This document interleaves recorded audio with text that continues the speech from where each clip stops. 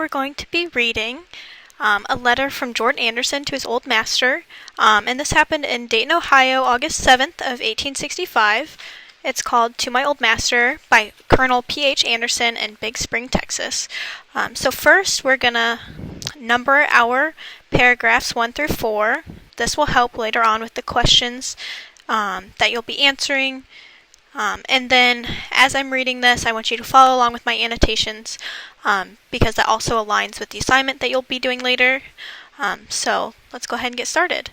It says, "Sir, I got your letter and was glad to find you had not forgotten Jordan, and that you wanted me to come back and live with you again, promising to do better for me than anybody else. I've often felt uneasy about you. I thought the Yankees," so go ahead and circle that, "would have hung you long before this for harboring Rebs." And you can just go ahead and circle both of those. "They found at your house. I suppose they never heard of your going to Colonel Martin's to kill the Union soldier," that is another vocab word, "that was left by his company in their stable.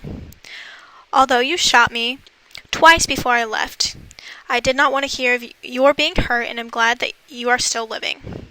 It would do me good to go back to my dear old home again and see Miss Mary and Miss Martha and Alan, Esther Green, and Lee.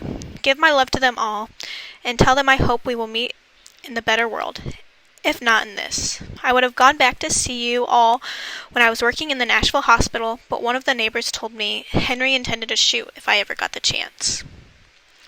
And so while we're also reading this, make sure you think of what is going on in these paragraphs, because you're going to want to summarize these to the best of your ability, thinking about what the theme was in this, what the context was, why he was writing back to his old master. And then he continues on and says, "I want to know particularly what the good chance is you propose to give me. I'm doing tolerably well here. I get $25 a month with victuals and clothing. Have a comfortable home for Mandy. The folks here call her Mrs. Anderson, and the children, Millie, Jane, and Grundy, go to school and are learning well. The teacher says Grundy has a head for a preacher. They go to Sunday school, and Mandy and me attend church regularly. We are kindly treated. Sometimes we overhear others saying them colored people were slaves down in Tennessee. The children feel hurt when they hear such remarks, but I tell them it is no disgrace in Tennessee to belong to Colonel Anderson. Many darkies would have been proud, as I used to be, to call you master. Now if you will write and say what the wages you will give me, I will better be able to decide whether it would be to my advantage to move back again." Alright, and then the vocab words in this paragraph are tolerably and victuals. And when we're defining these words, we want to think of it in the context in these paragraphs as well, because this was set in 1865, so they could potentially have a different meaning than if you were to look them up now. Alright, and then the third paragraph says, "As to my freedom, which you say I have, there is nothing to be gained on that score, as I got my free papers in 1864 from the Provost Marshal General of the Department of Nashville. Mandy says she would be afraid to go back without some proof that you are sincerely disposed to treat us justly and kindly.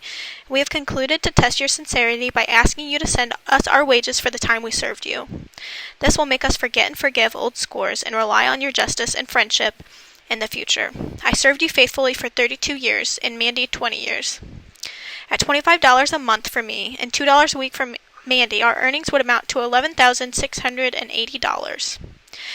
Add this to the interest for the time of our wages has been kept back, and deduct what you paid for our clothing and 3 doctor's visits for me and pulling a tooth for Mandy, and the balance will show what we are in justice entitled to.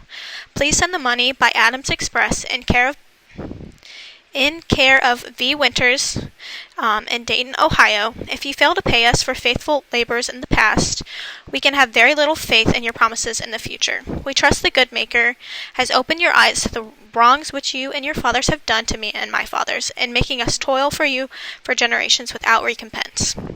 Here I draw my wages every Saturday night, but in Tennessee there was never any payday for the Negroes, any more for the horses and the cows. Surely there will be a day of reckoning for those who defrauded the laborer of his hire."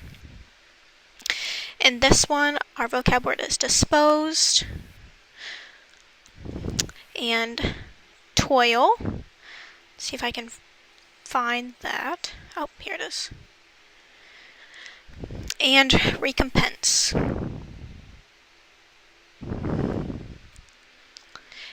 And then also reckoning.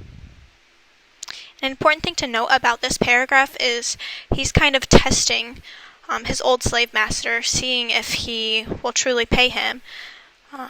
And as you can tell in this paragraph, he laid out how much he would want to be paid and need to be paid for serving for him 32 years and his wife 20. Alright, in the last paragraph it says, in answering this letter, please state if there would be any safety for my Millie and Jane, who are grown up and both good-looking girls. You know how it was with Matilda and Catherine. I would rather stay here and starve, and die if it comes to that, than have my girls brought to shame by violence and wickedness of their young masters. You will also please state if there has been any schools open for the colored children in your neighborhood. The great desire of my life now is to give my children an education and have them form virtuous habits. P.S. Say howdy to George Carter and thank him for taking the pistol from you when you were shooting at me. And this is a very important sentence right here, and as you can tell, he's very, very sarcastic. And that is a big theme throughout this letter. And that's definitely something that I want you to point out when you're answering the questions. And in the last paragraph, the vocab word that we have here is virtuous. And then, so for the questions, you'll have the 10 vocab words that we lined out in the letter. And then, when I had you guys number the paragraphs, I want you to go back and think about what he was meaning with these different paragraphs. Obviously, look at the theme, look at the sarcasm, and just really think about what he was trying to express.